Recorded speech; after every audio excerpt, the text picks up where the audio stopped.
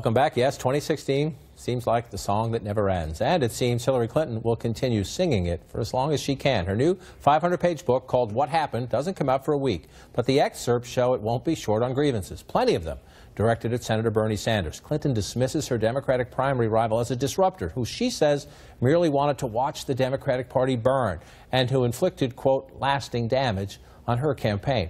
Clinton's book likens Senator Sanders to the hitchhiker from the movie Something About Mary, promising the same thing, only faster. Quote, on issue after issue, Clinton writes, it was like he kept promising 4-minute abs or even no-minute abs, magic abs. Okay.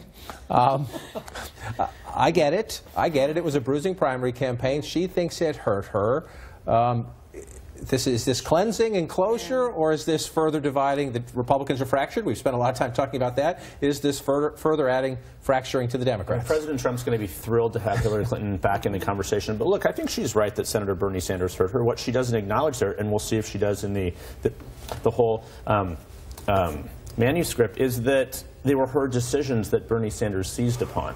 Her decisions to make the paid speech, her decision to do the private email server. So at the core of all that, yes, he hurt her, no question, in states like Wisconsin and Michigan, but they were her decisions he was seizing. Yeah, he took advantage of political openings. Right. He didn't create those openings. Guilty as charged, yeah. No, look, I think in Hillary's defense, she couldn't do this book and not account for the Bernie factor. I think she sort of had to.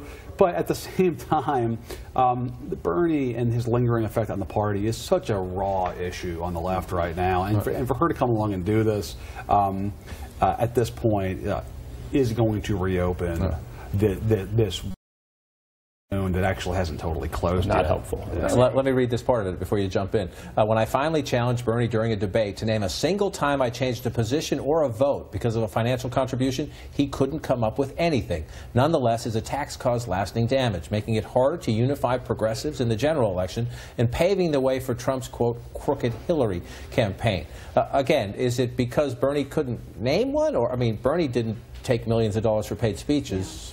Bernie didn't run the Clinton Foundation. Bernie didn't set up a private email server.